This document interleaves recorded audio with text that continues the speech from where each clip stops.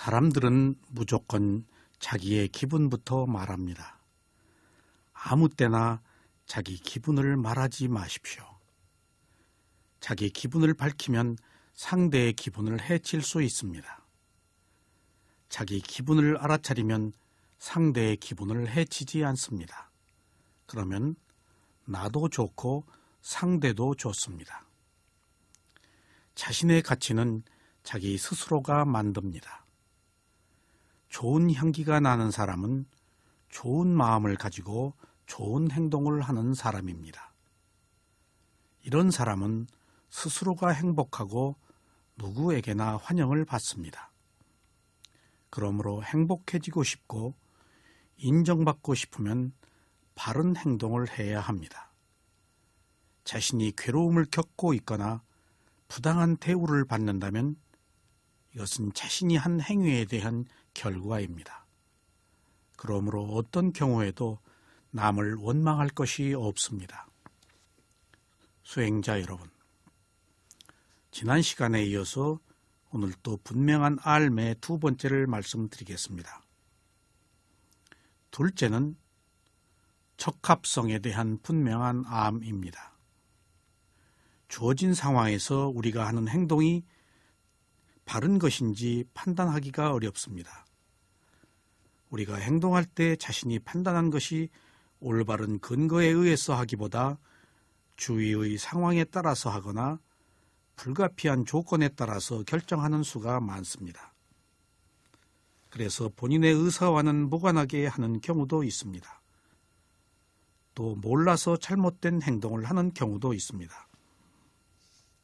이것은 모두 수행자로서 적합하지 않은 것입니다. 수행자라면 오직 수행을 위한, 수행에 따른 수행자만의 분명한 알을 해야 합니다. 이것은 자신이 행동할 때 행동해야 할 시기나 여러 가지의 상황을 파악하는 것을 말합니다. 모든 것에는 때와 장소가 있습니다. 때를 놓쳐서도 안 되며 장소를 무시해서도 안 됩니다. 이런 것들이 과연 적합한 것인지를 판단하는 분명한 알을 해야 합니다.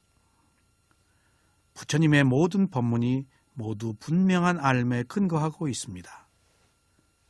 부처님의 법문을 방편이라고 하는데 수행자의 근기를 도와 이로움을 주기 위해서 말씀하시는 것을 방편이라고 합니다. 이런 방편이 모두 목적에 대한 분명한 암과 적합성에 대한 분명한 암입니다. 사실 이러한 분명한 알은 위파사나 수행자에게만 필요한 것이 아닙니다. 세상을 사는 모든 사람들에게 모두 한결같이 적용되는 가르침입니다. 세 번째, 수행의 대상에 대한 분명한 암입니다. 위파사나 수행자가 수행을 할 때의 대상이 몸과 마음에 관한 것인가, 아니면 알 수 없는 미래에 관한 것이나 지나간 과거의 것인가를 아는 분명한 암도 중요합니다. 의식을 통하여 구원을 얻으려는 수행인가, 지나친 게을로 속죄하려는 수행인가, 지나친 고행으로 치성을 나약하게 하는 수행이 아닌가, 이런 것을 아는 분명한 알미 필요합니다. 그렇지 않으면 잘못된 대상을 붙들고 허송세월만 보낼 수 있습니다. 이런 손해는 어디서도 보상받을 수 없습니다. 네 번째, 실존에 대한 분명한 암입니다. 이것은 자기가 하고 있는 행위가 어리석음으로 하는지 또는 지혜로 하는지를 아는 것입니다. 만약에 아무 생각도 없이 그냥 습관적으로 하는 행위라면 무지의 습성으로 인해서 하는 행동이기 쉽습니다. 수행자 여러분,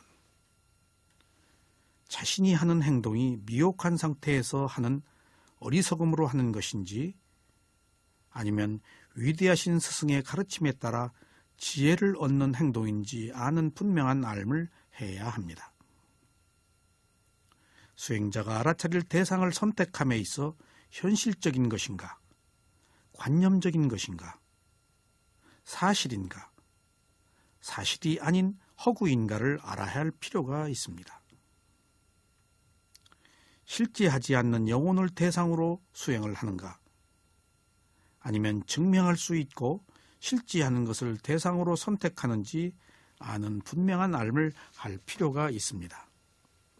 수행자 여러분, 그러면 분명한 알의 경전 본문을 살펴보겠습니다. 비구들이여, 비구는 앞으로 나아갈 때나 뒤로 돌아갈 때나 그는 분명한 알을 하면서 행한다. 앞을 볼 때나 주위를 볼 때나 그는 분명한 알을 하면서 행한다. 팔 다리를 구부리거나 펼 때에도 그는 분명한 알을 하면서 행한다. 두 겹의 가사와 다른 가사를 입을 때에도 바루를 들 때에도 그는 분명한 알을 하면서 행한다. 먹을 때도 마실 때도 씹을 때도 맛볼 때도 그는 분명한 알을 하면서 행한다. 대소변을 볼 때에도 그는 분명한 알을 하면서 행한다. 가고 서고 앉을 때에도 잠자리에 들고 잠에서 깨어날 때에도 말하거나 침묵을 하고 있을 때에도 그는 분명한 알을 하면서 행한다. 이와 같이 비구는 몸에서 몸을 안으로 알아차리는 수행을 하면서 지낸다. 혹은 몸에서 몸을 밖으로 알아차리는 수행을 하면서 지낸다. 혹은 몸에서 몸을 안팎으로 알아차리는 수행을 하면서 지낸다. 그는 몸에서 일어나는 현상들을 알아차리는 수행을 하면서 지낸다. 혹은 몸에서 사라지는 현상들을 알아차리는 수행을 하면서 지낸다. 혹은 몸에서 일어나고 사라지는 현상들을 알아차리는 수행을 하면서 지낸다. 그는 단지 몸이 있다는 알아차림을 확립할 때까지 몸의 현상들에 대한 분명한 암과 알아차림을 확립하고 유지한다. 그는 가래와 잘못된 견해에 의지하지 않고 지낸다. 그는 세상에서 아무것도 집착하지 않는다. 비구들이여, 이와 같이 비구는 몸에서 몸을 알아차리는 수행을 하면서 지낸다. 그렇습니다. 이미 말씀드린 것처럼 알아차림은 대상을 겨냥하는 행위이고 분명한 알은 대상을 판단하고 이해하는 행위입니다. 이 두 가지의 뜻이 크게는 같지만 세부적으로는 약간의 차이가 있습니다. 분명한 암과 알아차림 이 두 가지는 서로가 보완하고 도우면서 수행을 하는 관계입니다. 알아차림이란 용어는 알아차림, 주시, 겨냥, 관찰, 지켜봄 등의 다양한 표현이 있습니다. 이것을 한문으로는 정념이라고 합니다. 그러나 분명한 알은 바른 이해, 분명한 이해, 바른 판단 등으로 사용됩니다. 이것을 한문으로는 정지라고 합니다. 이처럼 알아차림과 분명한 알은 유사한 뜻을 가지고 있는데 이것들은 모두 마음을 대상에 겨냥하여 그것을 면밀하고 정확하게 그리고 상황에 맞게 알아차리는 것으로는 같습니다. 먼저 대상을 알아차리면 다음에 분명한 알미 함께하여 알아차림을 적극적으로 도울 뿐만 아니라 바른 이해임으로 지혜가 나게 합니다. 여기서 분명한 알미 몸을 알아차리는 수행에 속해서 소개되고 있지만 사실은 마음을 알아차리는 수행과 사념처 모두에 그대로 적용됩니다. 사실 알아차림이란 용어는 수행의 핵심을 이루는 말이지만 분명한 알은 수행을 하지 않더라도 일상생활에서 어떻게 살고 어떻게 판단해야 하는가를 알려주는 삶의 기본 구도를 제시합니다. 그래서 분명한 삶에 대한 내용은 수행자뿐만 아니라 모든 생활인에게 좋은 등불이 될 것입니다. 그러면 경전에 쓰여 있는 분명한 삶의 첫 구절을 살펴보겠습니다. 비구는 앞으로 나아갈 때나 뒤로 돌아갈 때나 그는 분명한 삶을 하면서 행한다 라고 말하고 있습니다. 이처럼 부처님께서 무슨 행동을 하거나 알아차림과 함께 반드시 분명한 삶을 실천해야 한다고 말씀하셨습니다. 수행자 여러분, 이 분명한 삶이 무슨 뜻인지 다시 한번 살펴보겠습니다. 분명한 삶은 팔리어로 삼빠잔냐입니다. 이 삼빠잔냐는 삼빠자나에서 파생된 말입니다. 먼저 삼빠자나라는 말은 정확하게 보는 사람 또는 정확하고 완전하고 고르게 아는 사람이라는 뜻입니다. 그러나 삼빠잔냐라고 하면 정확하게 보는 사람의 존재의 상태를 말합니다. 그래서 삼빠잔냐라고 하면 정확하게 아는 것 또는 정확하고 완전하고 고르게 아는 것을 말합니다. 그래서 삼빠자나가 사람을 말한다면 삼빠잔냐는 그 사람의 상태를 말합니다. 삼빠잔냐는 쌈과 빠잔냐의 합성어입니다. 여기서 쌈이라고 하는 것은 바르게라는 뜻이고 빠잔냐는 지식, 이해, 구별 등의 뜻이 있습니다. 그래서 쌈빠잔냐를 합성어로 보면 분명한 암이라고 합니다.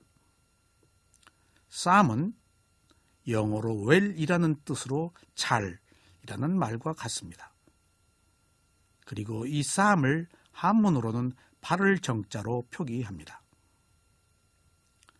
삼빠잔냐라는 팔리어에서 접두사 쌈은 이처럼 바르다는 뜻 외에 주석서에서는 다음과 같은 세 가지로 설명을 합니다. 쌈의 첫 번째 뜻은 바르게 또는 정확히입니다. 그러므로 수행자가 대상을 알아차릴 때 분명히 정확하게 보아야 합니다. 이때 다른 것과 혼동해서는 안 됩니다. 정신과 물질을 분간할 때 수행자는 정신을 물질에서 분리해서 알아차려야 하며 물질을 정신에서 분리해서 알아차려야 합니다. 이 둘을 서로 혼돈해서는 안 됩니다. 수행자는 정확히 분명하게 알아차려야 합니다. 이것이 바르게 정확하게 보는 것입니다.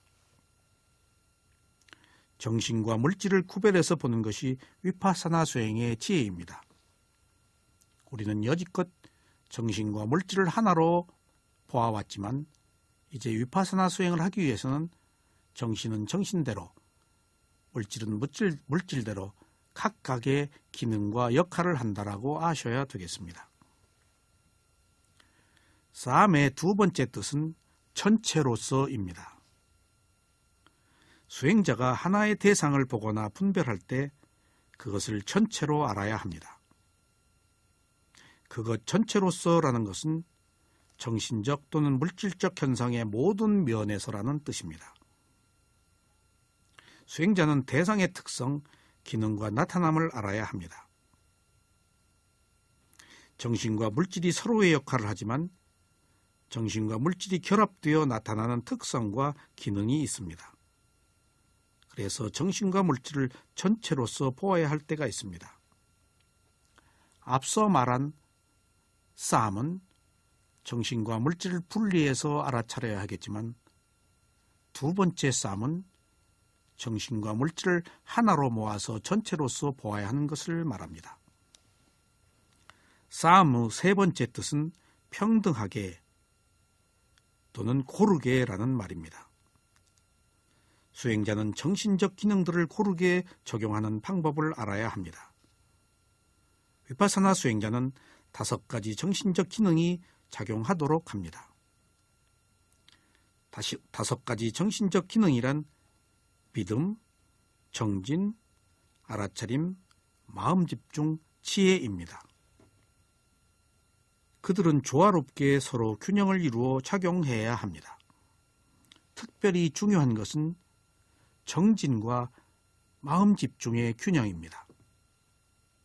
이 기능들이 고르고 평등할 때 마음집중이 있게 되고 그러한 마음집중에서 비로소 지혜가 일어날 것입니다. 이 기능들이 불균형을 이룰 때 마음집중은 방해를 받고 흩어지게 되며 그 결과 사물의 성품에 대한 통찰은 일어날 수 없습니다. 수행자 여러분, 우리가 말하는 5가지 오근은 수행에 있어서 매우 중요한 부분을 차지합니다. 우리가 수행이 잘 된다, 잘 되지 못한다 하는 것은 바로 믿음, 정진, 알아차림, 마음의 집중, 지혜가 서로 조화를 이루었느냐, 아니면 어느 부분이 부족해서 조화를 이루지 못했느냐 하는 것으로 수행의 결과가 판단됩니다. 그래서 사실은 수행을 한다는 사실은 이들 5가지 요소들이 바르게 균형을 이루느냐 이루지 못하느냐 하는 것으로 판단됩니다.